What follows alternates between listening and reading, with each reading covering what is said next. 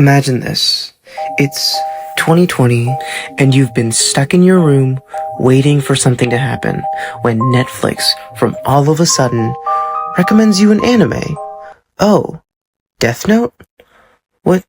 What's that?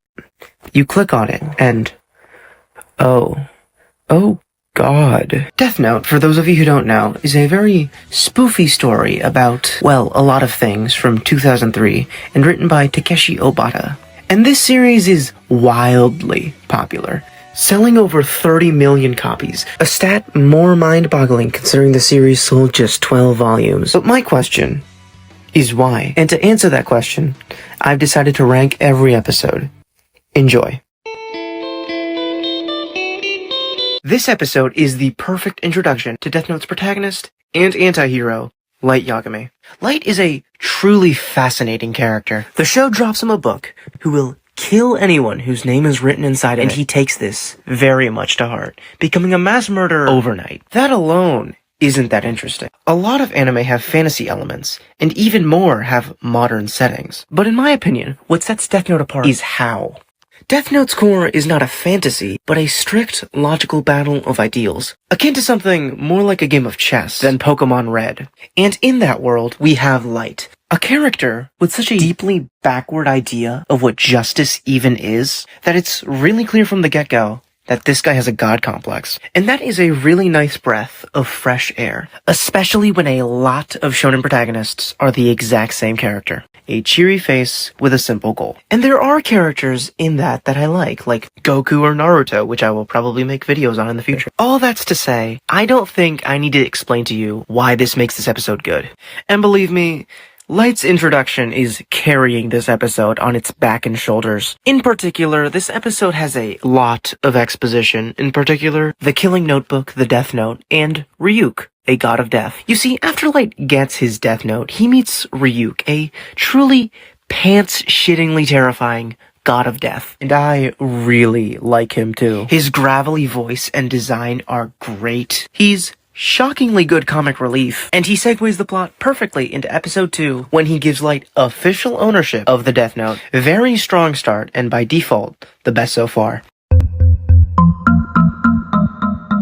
Confrontation is a fairly good upgrade from Rebirth. It starts off with Light's setup for keeping the Death Note safe. It's really not that deep. He just starts a house fire. Cool. Ryuk cannot get enough of Light this episode. He is a glorified wingman this entire episode. And even though I dislike that this is functionally more exposition, I do appreciate how smart Light is actually being here. But still, the actual upgrade is the introduction of L. L has, hands down, the best introduction in all of Death Note. Just from his first few lines, you can tell that this guy is the real deal. Mysterious, cunning, hot. To the outside world, he is a top-notch detective. He's a guy who will only take cases that interest him. And listen, I know that sounds exactly like a cliche, but he's so much more. He's humanity's trump card to catch Kira. By the way, that's the name that they've been giving to the person who's been killing people. And I love how we get one single tight-faced L. And I know that sounds lame, but Pokemon's been doing it for 20 years, and nobody's given them shit about it, so be quiet. Especially because L is the first person to truly get under Light's skin. He manages to trick Light into telling him that he's in the Kanto region. And I'm gonna say this now, so I don't have to later. L is smarter than Light. In a few days, with minimal broadcasting, he figures out that he is a high schooler, that he has a god complex, and all of the rules of the Death Note. Even Ryuk, who knows the full extent of the Death Note's powers, tells him his goose is fucked. The other interesting thing regarding this episode is the ending, where Light and L do their first of many black and white montages, where they both end by saying, "I am justice," which is a hell of a hook, and is a great stepping stone for their rivalry. While the first episode was still good, Light immediately being cornered by L and having his plans fried is a just step above. Great episode, perfect dynamics. Would not be shocked if this ended up in my top 5. Top of the list. On to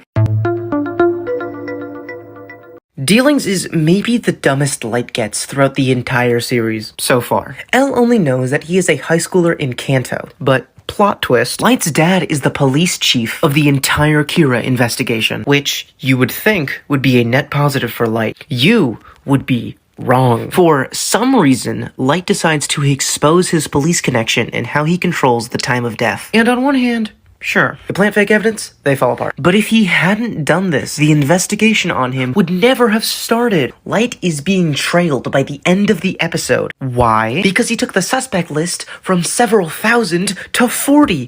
What is he doing? It does a good job at establishing him as this unreliable narrator, but to what cost, man? His master plan, from what I can understand, is digging his own grave and hoping everybody else falls in with him. It's a contrast to him not being the invincible god that he thinks he is, and that's basically the main point of the episode. There is Light's dad, the police chief, from who he siphons the police records, and to be completely honest, I don't really like him. He does some interesting stuff later, but for now, he's just a pretty bad foil that we're gonna have to deal with. Fact is, the only truly banger part of this episode are the final 4 minutes. Ryuk offers Light a deal. Half his remaining life for the ability to see anybody's name above their head. The Shinigami eyes, if you will. This scene is great. Not only does it quite genuinely lean into some good horror, it also just makes it seem like the Death Note is this endless thing that you could never truly understand. He says no, but his reasoning is a bit funny. He basically tells him, no, I want to live the entire time so that I can rule over this new world forever. Light's bitching and idiocy aside, the tension with the police force and the final scene are enough to put this above the first one. On to... Pursuit is the first truly standard episode. It sees Light deal with the FBI agent from last episode here. His name is Ray Penber, and he is a very one-note character. He's not bad. He does what he's supposed to do, which is be a fairly goody-goody FBI agent. The way he gets rid of him is honestly kind of fun. To do so, Light sets up an elaborate fake robbery, and makes good use of the you can choose how they die clause of the Death Note, which forces Ray into giving him his name. It's probably the most elaborate thing Light has pulled off, and it's great. It even makes me forgive him a little bit for being so stupid last episode. Just a bit though. But then again, he does also do this in front of the police. He literally has a guy write L's secret clues. Like, what are you doing, man? He's obviously goading L, but it has no other application except stroking his own ego. And listen, I know that this is just Light's personality, and this is objectively good characterization, but it is infuriating. Light's decision-making skills aside, this episode is genuinely really good. And the gunman shooting at Ryuk is the first taste of action that the series has. It is fairly self-contained, but I think it does so well. I just hope Light remembers that he's supposed to be smart under confrontation. Next.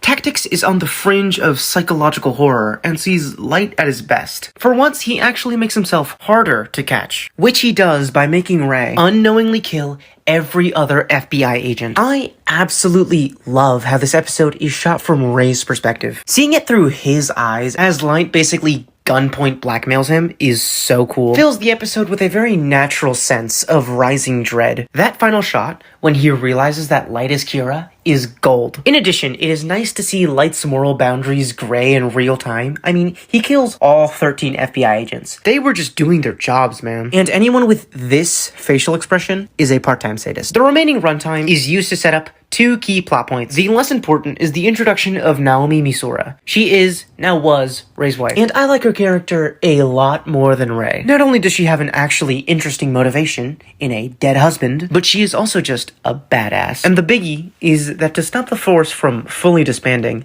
L physically joins the police. His design is pretty good. He has the aesthetic of a goth white boy, but I did like the idea of keeping him a disembodied voice. Oh well, I knew it had to come at some point. Above the last. Next.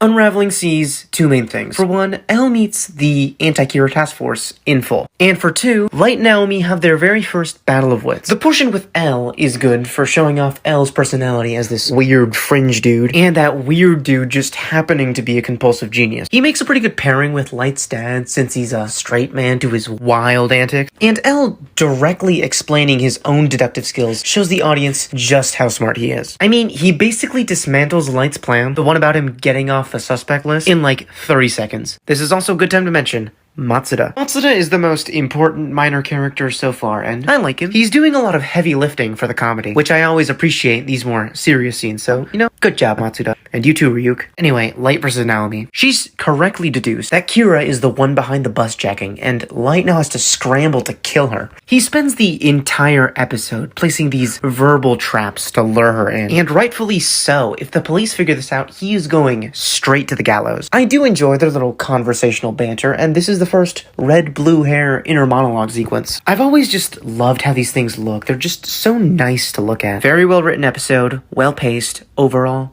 great. Under confrontation. Next. Overcast is brilliant. For once, the story is almost entirely between two characters, Light and Naomi. Some people consider Light a hero, but this episode is where I changed my mind. The ending of this episode is bizarre. Light wins in his perfect, total victory. Her body is now destined for suicide, and he taunts her. It's really kind of haunting to see Light, a character who was so filled with justice, taunt a dying widow. But concerning the actual quality, the tension in this episode is insane. Naomi has indisputable proof that Light is Kira, and that fear escalates beautifully. Ryuk and Light also have a more interesting parallel this episode, both of them becoming progressively more and more unhinged. Ryuk is constantly dying of laughter. Him and Light are just filled with so much tangible malice here, to the point where the scenes start to visibly shift into violent reds. It is astonishingly well written. Whenever I personally recommend Death Note, I say, go till here, because if this doesn't hook you, nothing in the series will. It's that good. I truly cannot overstate the brilliance of this episode. Top of the list, easily. Now let's get back to L. Glare is okay. Following up Overcast is always going to put you at a disadvantage, but this episode is mainly remembered for one scene. Ladies and gentlemen, I'll take a potato chip and eat it! I commend the setup to that scene as fairly good. I did appreciate the little Light versus Naomi tangent, but Light versus L is a lot more classic. And this episode does a fair job of re-hooking us back into that. It also does feel like a proper escalation, since L is now observing Light directly. For context, remember when the anti-Kira task force became like 5 people? Well, to solve this issue, Light's entire house gets wiretapped. It's a fairly interesting take on a psychological episode. Light now having to dig himself out of the hole of being constantly watched. Ryuk is also at his best here. Since he and Light can't directly communicate, it's fun to see him go insane with his apple addiction. But like I mentioned before, the only thing that this episode is really good in is the potato chip scene. But that's more due to the excellent vocal delivery. But still, even without snacks, it's a good episode with barely any fluff, and is overall very solid. You can really tell that Death Note's story has a solid foundation now. I'll put it near the top middle. Let's hope for another home run with... Encounter is fairly mediocre. By the standards of this show, by the way, it's still fairly good. It sees Elle and Light finally meet in person. So on one hand, their dynamic in person is good, but the amount of time that they meet is actually pretty short, and it is done much better later on. In that sense, it's an extremely redundant episode, and it's really just a vehicle for Light to get acquainted with Elle. This is basically unraveling, but from Light's perspective instead of the anti-Kira task force. And if you remember, I didn't really like that half of the episode, not as much as all that Naomi stuff, and this episode is just that again. There are a few moments where this is explored in an interesting way, like in their first red-blue monologue sequence, which is again really awesome visually, though it does pale in comparison to the Naomi one. The moment at the end is also nice. Light moans about how he's been outsmarted, kind of like the end of Confrontation, and it wraps up the episode very well. It kinda sucks. You would think Light and Elle meeting for the first time would be a slam dunk, but Elle waiting 75% of the episode to reveal himself just makes it feel like Light is meeting some weird-ass freak. Again, it's not that bad, but there's a lot of missed potential, in my opinion. Above the pilot. On to... Now, doubt is what I was looking for last episode. This episode is a constant mind game war between Elle and Light, and it picks up right where Encounter left it, resulting in Light ultimately joining the anti-Kira task force. In particular, there is one scene at the beginning that I love. It's a monologue scene between Elle and Light accompanied by the visual element of a tennis match. And maybe it's just because I really like sports anime, or because there has been very little action in this show, but I really enjoy this metaphor. Not only does it suit them, two competitive overthinkers playing an ultimately meaningless game, it's also just fun. We can have fun here. On top of that, it finally does something interesting with Light's dad. For the last few episodes, he's just been kind of freaking out over Light being a suspect. He does so hard, he gets a heart attack. They don't do too much, that's more of a next episode thing, but it's actually kind of interesting, which I appreciate. There's also a really good hook for the next episode with a mysterious second Kira broadcast. And that's basically it. It does exactly what I want it to do with L versus Light, so I'll put it high on the list. On to our second Kira. Assault, the episode, not the crime, is definitely top tier so far. There is blood-curdling suspense built into the bones of this episode as Kira sends messages to a TV station. I like the aesthetic of these tapes. They have the same delocated feel that L's singular L also has. You would generally assume that it's Light with his signature shenanigans, but it puts just enough seeds of doubt until, bam, second Kira. And this one has the Shinigami eyes, which means they mean business. It's funny, the Anti-Kira Task Force is actually a little sexist, calling the so-called second Kira he. She is not. So, good job, Misa. You solved feminism. Another cool thing is that Light's dad is actually kind of insane this episode. He was dying in a hospital bed, and he chose to stop the TV by going out to the station and holding them ransom with a gun. I mean, holy shit, this guy was in a stretcher a few hours ago. God damn. So that being said, Misa and Light's daddy really bring this episode up, making it genuinely kind of amazing. It has the single best action, a great sense of suspense, and is beautifully directed. It is so close to taking out Overcast, but I still think it's a smidge better. Still though, Silver's not bad. I really hope to see more Misa with...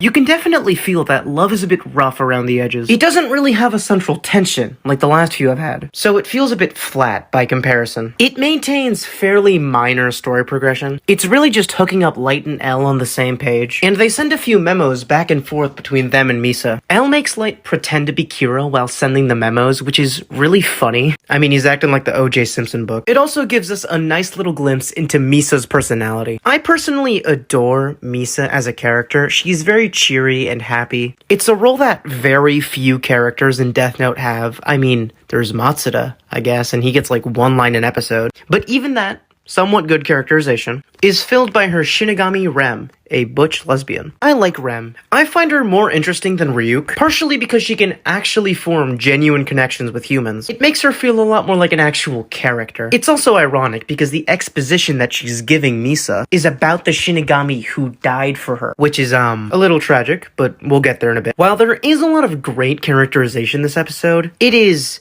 not saving the plot. Barely anything happens, and a lot of the exposition is, well, very clearly exposition. So unfortunately, bottom of the list. It's still not bad, it's just like a 6 out of 10. Hopefully it picks up. Confession is a useful episode for setting up Light and Misa's, let's say, lavender relationship. TLDR, Light killed a criminal who wronged her and got away with it, so now she worships him and wants to bone him. Her backstory is good enough, and as mentioned before, her personality breathes life into these episodes. I do also like that Misa is not really portrayed as an idiot. That would have been really easy. But no, she's actually fairly intelligent. She has burner phones, fake disguises, knows how to wipe fingerprints. She's more of a cult's #1 fan. So, in return for fully submitting to his will, she asks him out, which is very funny. Light has some pretty good reaction shots this episode. It also ends the episode hugging her with this face, which is not a good look. I mean, he's really starting to lose it, if it wasn't apparent. And as I mentioned before, I really like Rem and her interactions with Ryuk. I'll tell you this, I personally love this episode, but objectively, it lacks a lot of direction. So, because of that, I'm just gonna stick it in the middle. Next.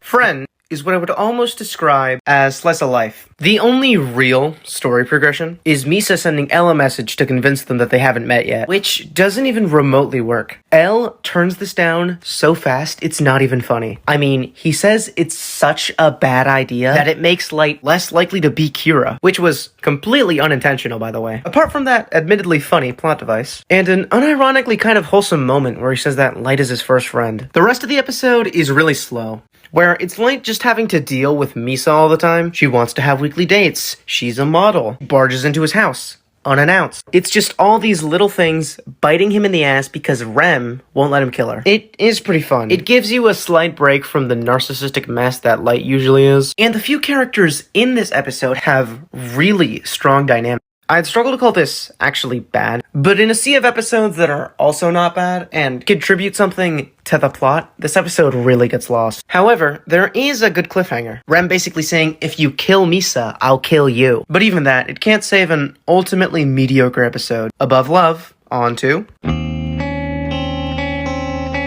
Wager is an aggressive U-turn from last episode, and it is great. The first half of the episode is extremely tense. Both Light and L know whoever strikes first wins. Either Misa will see L, and he will die, or he will figure it out and catch both Kira. The sequencing of their internal monologues is amazing this episode. It's filled in this abstract world of pillars, and eventually L does win. And oddly, the episode shifts into psychological torture. She's forced to give up ownership of the Death Note, which is something you can do, and Light was just gonna let her die, but Rem gives him an ultimatum. Save her or die. I love how this is just the rawest encapsulation of Death Note's conflict. Light only needs a name. At this point, he only has to look at them. And L needs everything, but somehow he still wins. It makes this episode feel like the culmination of all 15 others. Light is forced to concede Misa's eyes, 2 Death Notes, and his own personal freedom just to maybe dig himself out of literal hell. Unlike the Naomi episode, which very firmly concluded Light versus Naomi. We'll see it a bit later that this ending is kind of haphazardly reset, but individually, even this pseudo-ending is nearly perfect. An absolutely sensational episode. Rank 1. Let's see how Light saves his ass. Decision is a pretty odd mix of an episode. For one, the episode acts as a soft reset start for both Light and Misa. You see, they both relinquished control of the Death Note, which means until they touch it again, they are basically pedestrians, now fully innocent and actively trying to find Kira. How their brains got fried enough to register looking at criminal notebooks for hours on end is beyond me, but I really like the detail of life going back into Light's eyes. It just makes it feel clear that one of these people is Kira and one of them is Light Yagami. It's also very interesting to see this extremely unexplainable thing be interpreted by L. For the first time in the show, we see him genuinely baffled at what's going on, which is great, even if this does just feel like an alternate universe where Light had a normal attitude. For that reason, this episode has a pretty aggressive tonal shift. It feels a lot more like Glare or Unraveling. It's not necessarily a bad thing. I like this episode. The problem is the long gratification, since there's no way to prove either of them are Kira anymore. Light's dad also has a side plot about him going completely insane. And I don't know, seeing Light and Misa tortured, especially when you know they're being innocent, in a way, makes this episode rub me the wrong way. It's gonna go near the bottom. Next. Execution is a much more return to form to Death Note, but not necessarily a return to quality. Light's conceded Death Note goes to a company CEO who starts killing, forcing L's hand into conceding their freedom. It's very similar to the last episode, with L just being really confused about what the fuck is going on. The only truly exceptional part of this episode is the final scene. In it, there's an extremely tense scene where Light's dad pretends to shoot his son. I like this scene. It rounds off his little arc of being constantly depressed. But the rest of the episode has some structural problems. For one, it's just kind of decision again, and it kind of feels like a montage sequence. And then the other part of the episode is exposition for how they're going to be operating from now on. Ellen Light get handcuffed like this, which... how do they shower? And just a tease of the new CEO. Even though I don't really like this episode, I can appreciate for progressing the plot forward, but I'm kind of getting worried. I think we might have peaked too early. I'll put this one under decision. Next.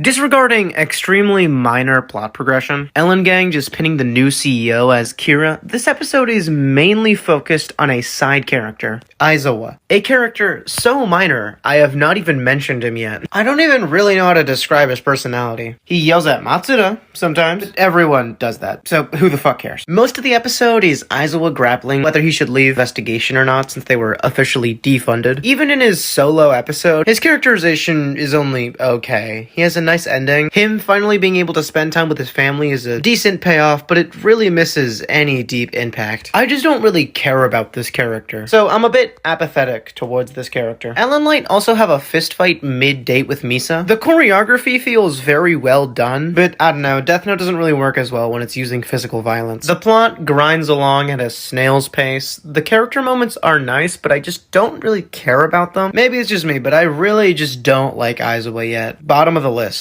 God.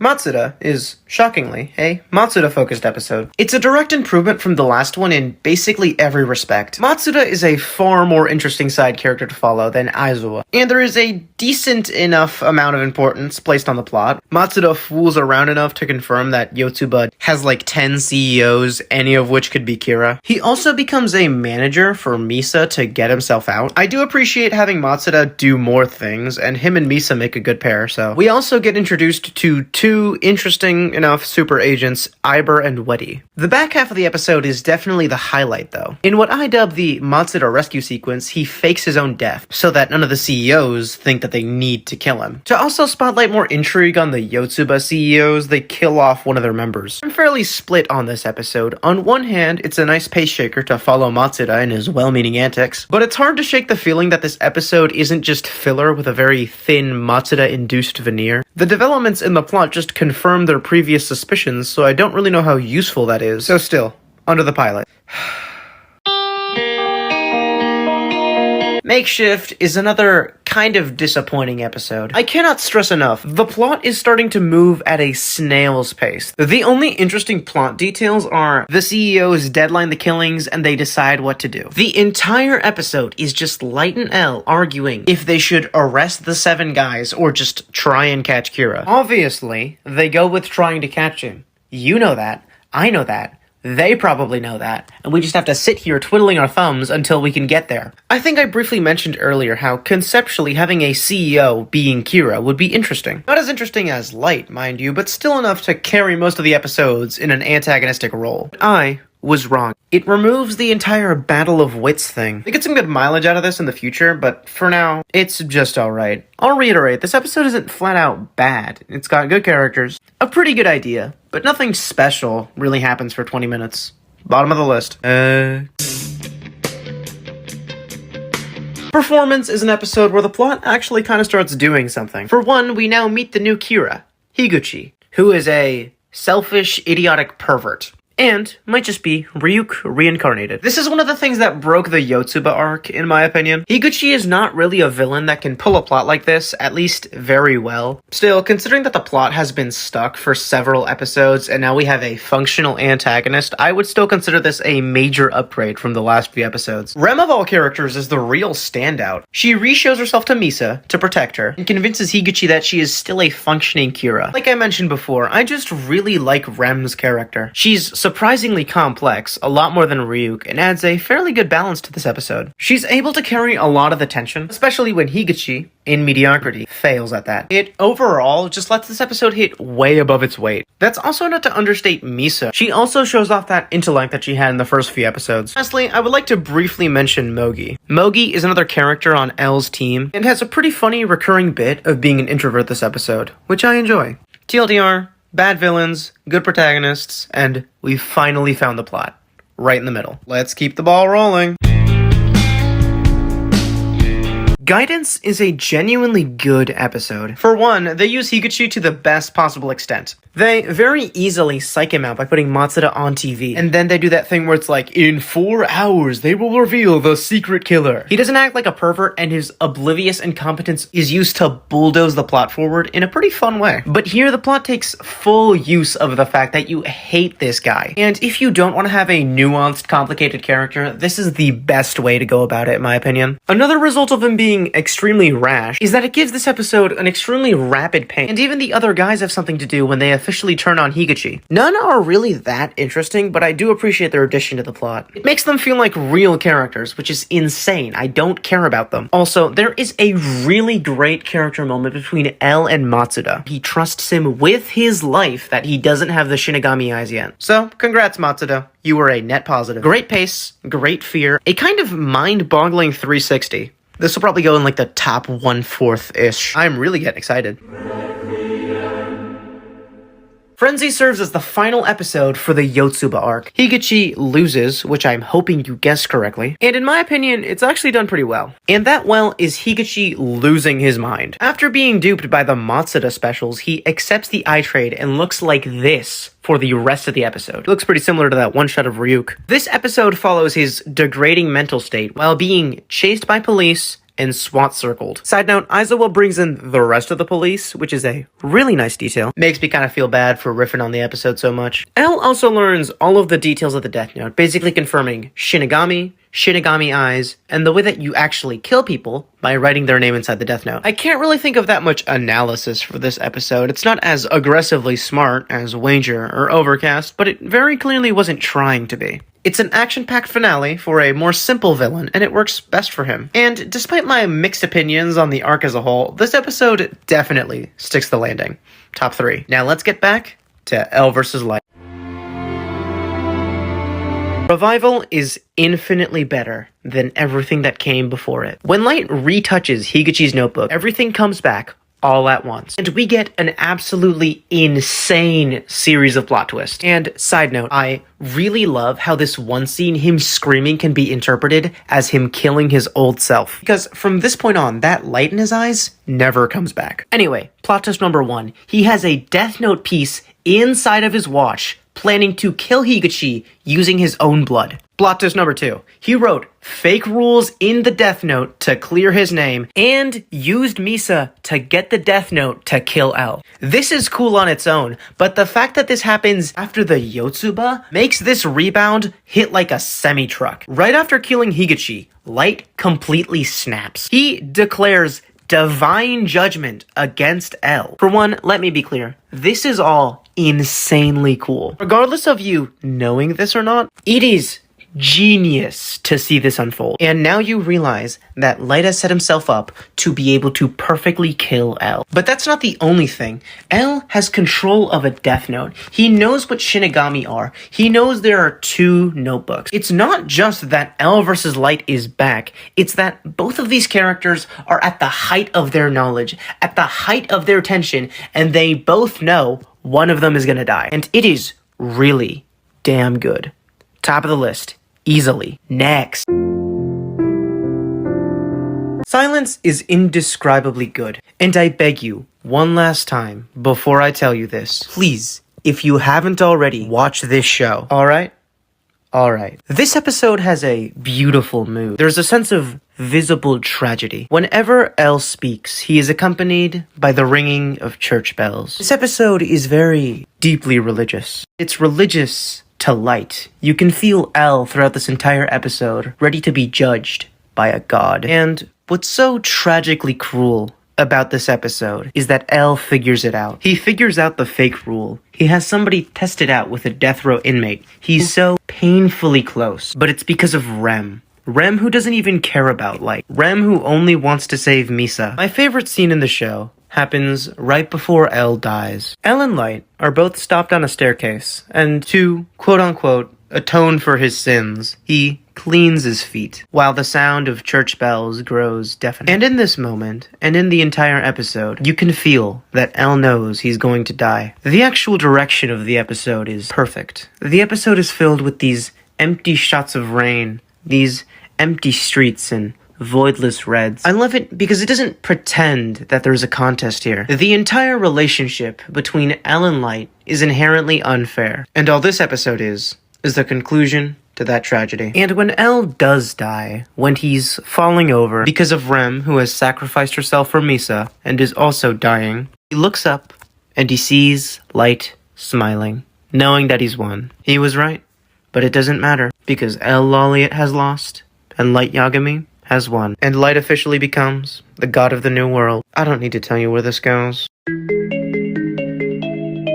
Oh, did you think we were done? No, there's 12 more episodes. How? Why? I'll tell you later. For now, let me tell you about the 12 minutes of my life wasted watching a recap episode, and then the next 9 minutes wasted on a thoroughly shit epilogue. This episode is bad. This episode is terrible. And if you disagree, you are wrong. You are a loser, because who likes renewal? Let's just get this fucking over with.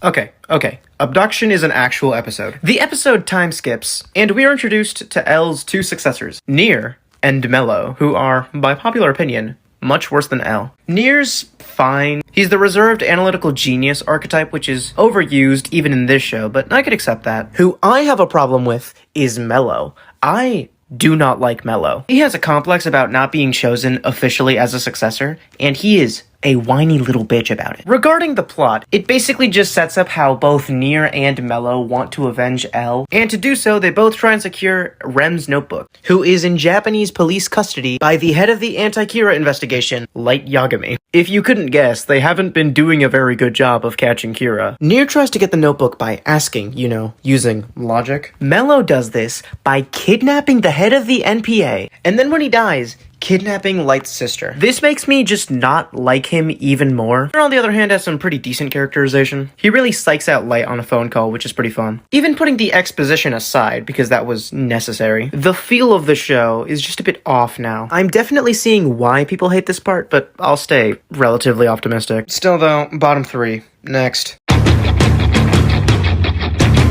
Impatience is a definite upgrade from Abduction. It doesn't have nearly as much meandering exposition, and it also has a genuinely pretty good piece of action. What I mean by that is Mello actually shows off the smart part of his brain, and has a decently complex plan to get the Death Note. Comparing him to L would be a bit facetious since Nier is supposed to take that role, but he's definitely a lot better than fucking Higuchi. Him killing part of Nier's team, aka the SPK members, it makes a pretty good central conflict for the plot. It seems just that it's gonna be really difficult to balance Nier, Mello, and L. I do like how it makes you kind of root for Light, even though it does kind of rob you of the unique moral conflicts. Everything being said, this episode is fine. It's annoying because the plot doesn't really seem who it wants to be the main antagonist for Light to face, so bottom 5. On to...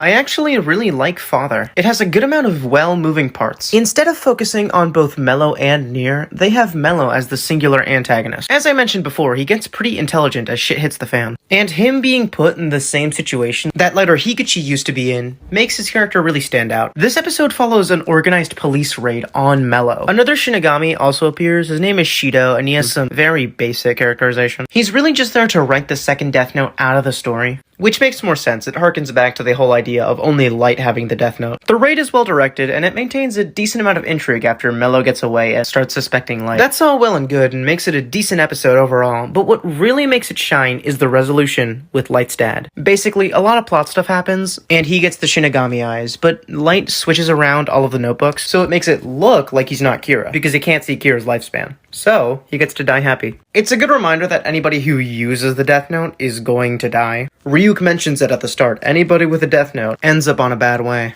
I really like the emotion that Light has in this episode. I'll put it in the top 10. Next. Justice opens on an unrelated backstory. It's good foreshadowing, I'll talk about it later, but for now, just know it's good. The real meat of this episode is Nier and Mello realizing that Light is very likely Kira. I'm not as interested in their dynamic as much as I am their rivalry, but it is interesting to see Light's carefully kept plans fall apart. The actual pressure of the situation has yet to get into Light's head. It's pretty similar to when Elle started suspecting him for the first time. I don't want to have to keep comparing the two, but I just have to point this out. The entire arc as a whole, it's just not coordinated as efficiently. Nier and Mello split their time between each other, and it kind of fillets the pacing. That being said, there are some definite positives. Nier is still only okay. He has some decent personality quirks, but it's actually Mello who steals the show. That being said, I still do just think the episode is fine. Nothing too notable happens, and the pacing is a bit off. It'll probably go a little bit under the middle. Next.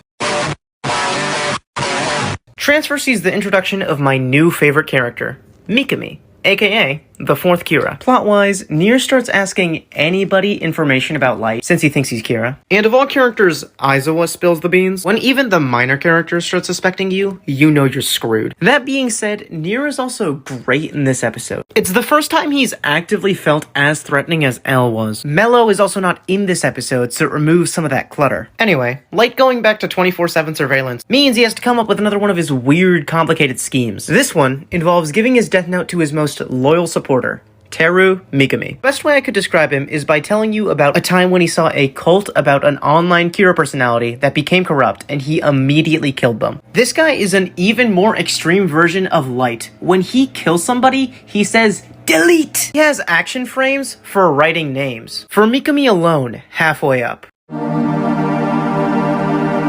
Selection is an unapologetic Mikami episode, and I absolutely love it. It has minimal pace breaking by Near or Mellow, but still manages to advance the plot by having Light dig himself into a hole, similar to the start of the Yotsuba arc. Mikami, as I mentioned before, is a brilliantly written character. He is, on all counts, the ultimate version of Kira. His backstory is a perfect example. Mikami is a character who never gave up the idea of absolute justice. Mikami is Kira. By all intents and purposes, he was born to be Kira. He's also fairly smart. When Light gives him the Death Note, he can figure out his intuition with little to no messaging. Because of his ideology, and the fact that he basically relishes in being Kira, makes him a much more interesting secondary Kira. The mental gymnastics he does to justify this are much more interesting. This is a Kira who would never have killed Lyndall L. Taylor. The strength of Mikami's character is carrying this episode hard. I think this episode is an underrated banger. Top 7. Godspeed, Mikami.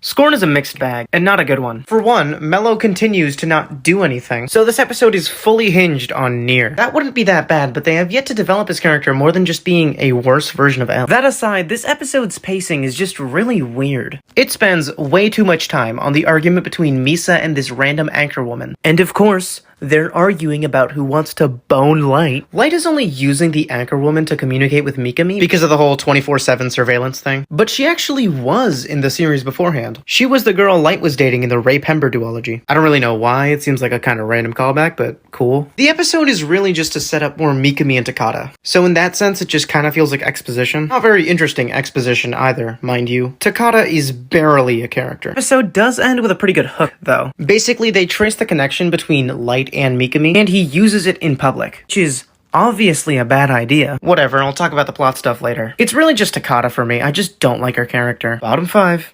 Next. Vigilance is an interesting idea. It has a very similar plot pace to the early L episodes. You know, episodes like Dealings or Glare. But further adding to the direct comparisons, it doesn't have the same tension. The episode is meant to be on Light and Mikami. And I will say, Mikami and Light's plan to use a fake Death Note to trick the SPK, that is a really good plot twist, and one of the few that actually throws Near and Gang off his trail. The only problem is that this basically doesn't matter. It still reinforces the idea that Light is Kira. There are a few good moments between Light and Takata. They have a pretty sneaky system of still being able to communicate even while wiretapped, but again, this doesn't really matter. Aizawa figures this out. I appreciate them giving his character stuff to do. It's one of the few turnarounds I actually enjoy. Ultimately, I still do think this episode is good. You can still tell the goal and progression being made, it just feels a bit unfocused, if that makes sense. Just decent. 2 above the last. Next. Malice accelerates the pace exponentially. And personally, I'm a fan. You can see all the little pieces starting to slot together for the endgame. You see, both Near and Light, who have only been talking via screen, agree to meet in an abandoned warehouse. But by this point in the story, everything has basically gone to shit. Almost everyone knows that Light is Kira, except Matsuda, who knows what he's thinking. If I had a bone to pick, I would say that this does feel really rushed, but I also don't think that in itself is the problem. The Yotsuba arc also accelerated exponentially, and I loved when that happened. The mid-chunk of this episode is the end of Mellow's arc, if you can believe it. His character has become obsolete to the plot. His whole big hothead mentality doesn't really work, and what ends up happening is that Mellow tries to kidnap Takata, and she pulls the old, I had a piece of paper in my watch trick, and alas, Mellow dies. And then Light kills Takata, which is a just cruel thing to do. I didn't mention this before, but Light had also toyed around with the idea of not just killing criminals, but people who didn't do anything. Like, his character is going off the rails. How do people root for this guy? This episode is really solid. Good character moments and plot advancements, but it's not standalone enough to make it truly great, in my opinion. Top 15 or so. Next. 1.28, don't ask me why it's called that, is a great episode. It wastes no time in getting to the point, the majority of it being in that abandoned warehouse I mentioned earlier. I really like the aesthetic of it, the occasional creaky noise or rust splatter. These all elevate the tension tenfold. Speaking of tension, Near and Light interact for the first time, and while it's not as consistently spread throughout, it is really good. The reason I say that is because there isn't really direct dialogue into the last fourth or so. In that fourth, even though it is set up for the final episode, their dialogue is incredible. What helps aid that dialogue is that Mikami has come, and he writes everybody's name except Light. The dialogue is basically the last 40 seconds in which they're supposed to die. The reason I like it so much is because you don't know why Nier is so calm. The basic hook is who outsmarted who, and I really, really love that. And if you haven't seen the series, you probably want to know too, so I'll keep it brief. Great action, great tension, amazing addition to the L versus Light conflict. It's extremely solid, I would slot it fourth. And now, let's see who wins. New World picks up right where the last left off. The Notebook doesn't work. And this leads to one of the best series of scenes in all of Death Note. Focus on the other characters is minimal. Nier, Aizawa, Mikami, all characters present, but not important. This episode is about Light. Light absolutely steals the show. Nier basically proves, without a doubt, that he is Kira. This is a great setup because it basically rips back all of the layers of Light's character. On one hand, he becomes fully consumed by his ego. That infamous scene of him fucking losing it, but in general, his ego just completely swallows him. But in the end, Light is not a god. To represent that, he becomes the defenseless high schooler that he once was. There are some truly pathetic scenes of Light trying to escape. And it's not even that he can have a slow, simple death. He has to be humiliated beforehand. That destiny that Ryuk was telling him comes true. Light doesn't die heroically by a bullet or something. Light dies because Ryuk writes his name down. Ryuk and the audience have read the room. Light is lost, and his final scene is him groveling on the floor. People argue that Light should have won, and I get where those people are coming from. It's frustrating. Think, why are Nier and Mello worthy of killing Light, but L wasn't? But that's not really the point. Light is supposed to be a tragic character. That being said, concerning its ranking, it was always going to be either number 1 or 2. And in my opinion, I think that the fate of episode 25 is enough to be the height of Death Note. It's very close, and personally, I really like this ending. But alas, silver spot. Death Note was an interesting watch. The only episode I would actively call bad is Renewal. That's because it's literally just a recap episode. The show, despite having a few minor slip-ups in the Yotsuba and Nier and Mello arcs, is very good. Like, even some of the Nier and Mello episodes near like, the bottom 5 are still like a 7 out of 10. I also feel like people are definitely too harsh on the final Nier and Mello arc. I mean, in my opinion, it's certainly not that much better than like Yotsuba arc, but maybe that's a hot take. Anyway, onto the ranking. Renewal, Makeshift, Abduction, Scorn, Ally, Vigilance, Impatience, Love, Friend, Justice, Matsuda, Rebirth, Encounter, Execution, Decision, Dealings, Performance, Pursuit, Confession, Transfer, Malice, Tactics, Glare, Unraveling, Guidance, Father, Doubt, Selection, Confrontation, Assault, Frenzy, Overcast, 1.28, Wager, Revival, New World, Silence. Thanks for watching. If you think of any new shows for me to rank, I will gladly take them. Right now, there's about a 4-way tie between Vinland Saga, JoJo's Part 1, One Punch Man, or Kuroko no Basketball. So yeah, thoughts and prayers. See you then, hopefully.